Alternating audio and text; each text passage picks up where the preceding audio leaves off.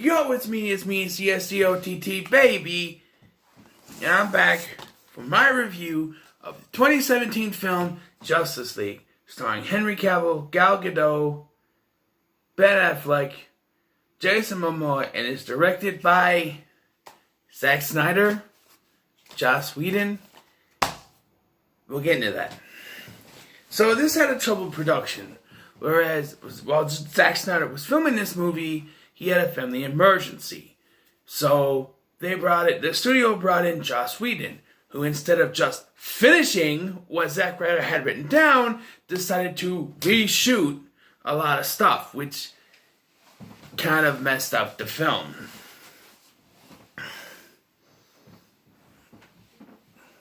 You see, the studio brought in Joss Whedon because he did good with the two Avengers movies that he did. The problem is that was one script that he worked on that wasn't reshot. Maybe there's some reshoots here and there, but it wasn't totally reshot with different stuff in mind.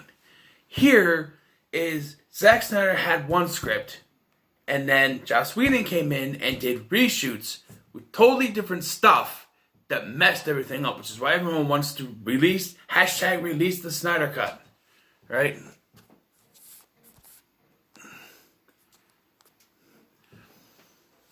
First thing I want to talk about is the characters, and some of these are going to go fast, and some of these are going to be a little...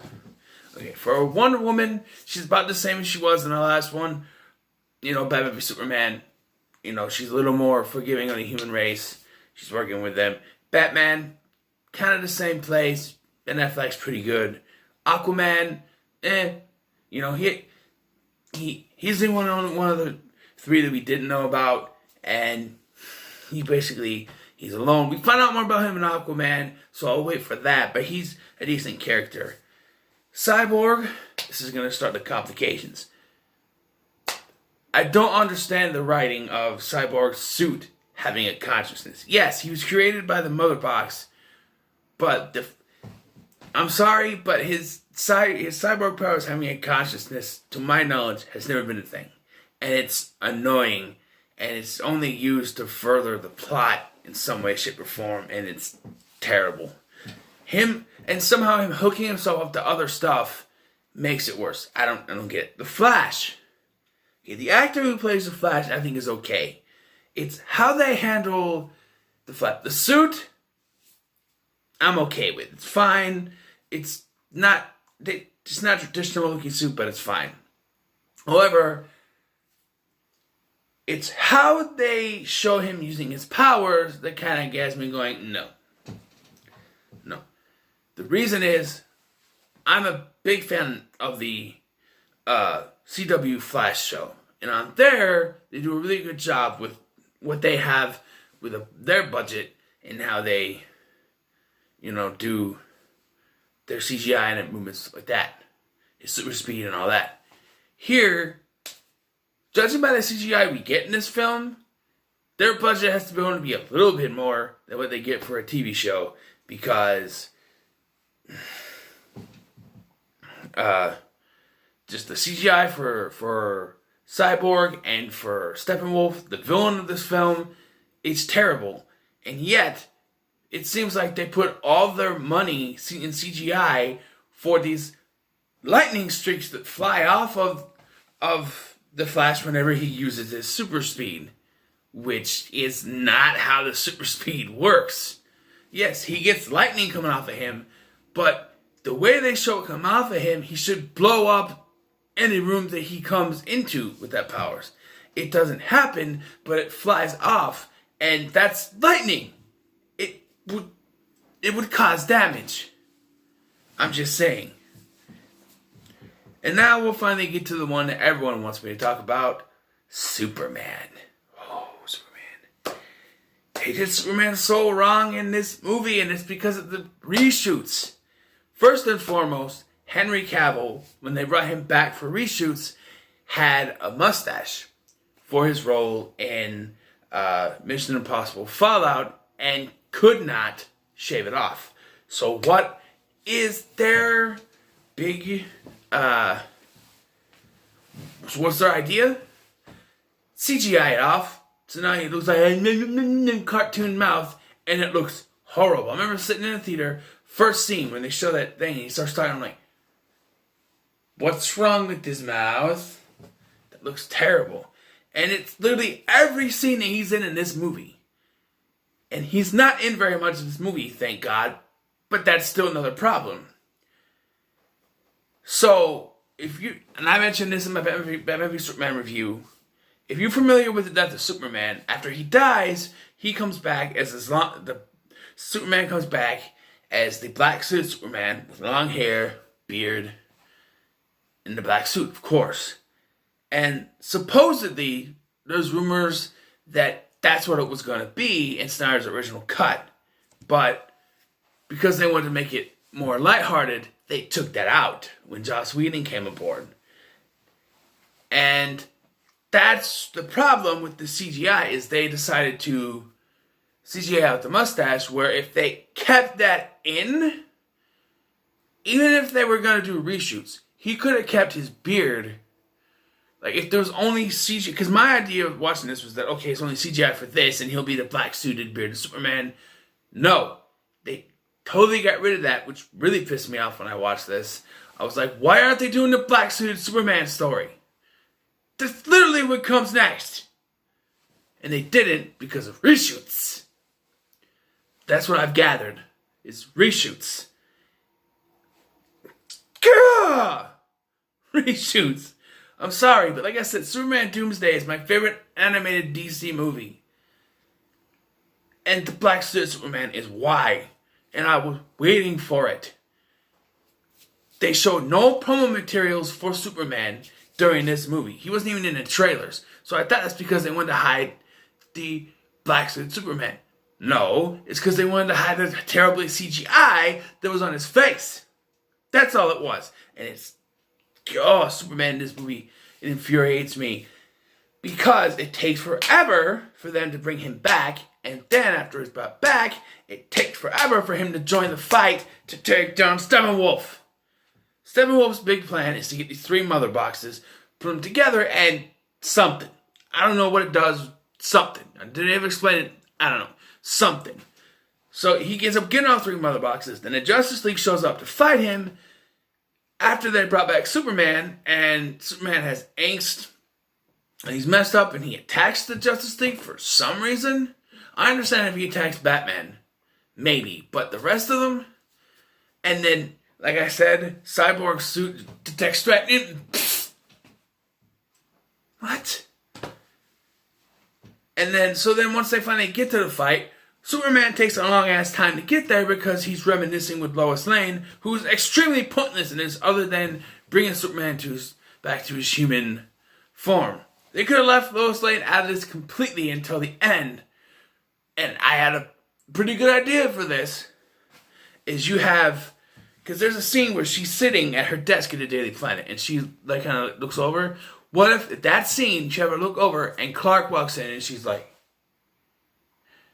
and then there's some story like he faked his death or something to protect his family if something was going on. I don't know. But they could have figured it out. I have a better idea for how they could have handled this whole Superman thing. You bring Black Suit Superman in and it would have been a lot better. That's what I was waiting for. But no, and you got to make it more lighthearted. You got to have the Flash talking about brunch. You got to have Aquaman sitting on the lasso of truth. So he's pouring his heart out. Oh, we're going to die. We're going to die. You got to have malfunctioning cyber suit because you know how to use it. It's just all together. Now, when I first watched this, I thought it was okay. But watching it now, like I said, I don't hate any of these. There are a lot of problems with this movie, and it's because they allowed 2 different directors to put their hands on it. Not only that, not just because 2 different directors, they allowed Joss Whedon to do reshoots on a script that was already done, and he should have just followed that. I can't imagine how Zack Snyder felt when he found out that, Joss Whedon was taking over, and then he was just going to redo everything he already had, almost. Because I can't imagine there is no single Superman in here where he doesn't have the CGI mouth. And that's why I think everything with Superman was redone to get rid of the black suit Superman. And like I've said before, they want to release the Snyder Cut of Justice League. But there's conflicting stuff on that. One thing says it's not finished. Another thing says that it's 3.5 hours long. Well, which is it? Because it can't be 3.5 hours long but still be unfinished. And to me, unfinished sounds more like, because he was only partway through doing this, and then they decided to bring in Joss Whedon, and the man had a family crisis. And they decided, oh, bring someone in. And instead of just finishing the man's work while he had to deal with a family crisis, they're like, nope, we're just going to reshoot a bunch of stuff. How disrespectful is that? That is so disrespectful. The man is having family crisis, and you're just going to redo all the hard work he did. I can't imagine how Zack Snyder felt. And Zack Snyder gets a lot of flack. But to his credit, Batman v Superman and Man of Steel are pretty good. To me, they're not that bad. And Zack Snyder gets a lot of flack for this. He's not responsible, alright? It's not Zack Snyder's fault. It's Joss Whedon's fault. And I like Joss Whedon. I like Buffy. I like Angel. I like his Avengers movies. And then maybe it's the studio's fault. Warner Brothers, what were you thinking? Because you made a kerfuffle of a movie. You know, what's that, snickerfuck, clusterfuck. It's one big clusterfuck of a movie because you got two different visions and it doesn't work putting it together. It's like that's, you know, it's like, you know, when you were in like preschool or daycare and that stupid kid trying to put the triangle through the circle on the block thing, trying to put the triangle block through the circle hole. That's what it is, because they have two different directors do two different visions and you smush them together and it doesn't work. I understand that there was criticism towards the darkness of the DCEU, but here's the thing. DC and Marvel are different. DC is dark. You have Batman. He's a very dark character. Cyborg can be a dark, brooding character. You have villains like Ra's al Ghul and Zod, who are very dark characters. Lex Luthor is a very dark character. You go to Marvel, yes, there's some dark characters, but Marvel is known for more colorful stuff. You don't need to be more like Marvel. That being said, when I do my whole talk of the DCEU thing, I will do the comparison there, because I do have ideas to why Marvel is succeeding over DC, and we'll get to that. But overall, Justice League, while being a decent film, is just full of stuff that can just be thrown together, and it's a clusterfuck. That's what it is.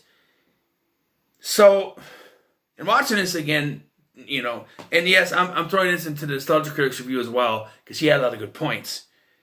It just doesn't work. And not because of Zack Snyder. I think Zack Snyder is a decent director from what I've been watching. Man of Steel, Batman v Superman, they're good films. There's some things about it, like maybe Doomsday and why it had to be Zod, but those are minor complaints. Doomsday not so much, but Zod was a minor complaint. Here, it's two different directors, and it's the studio's fault for bringing in Joss Whedon and not having him just go from the script that they had, but instead reshooting a bunch of stuff to make it more like Marvel, when that's not what DC is.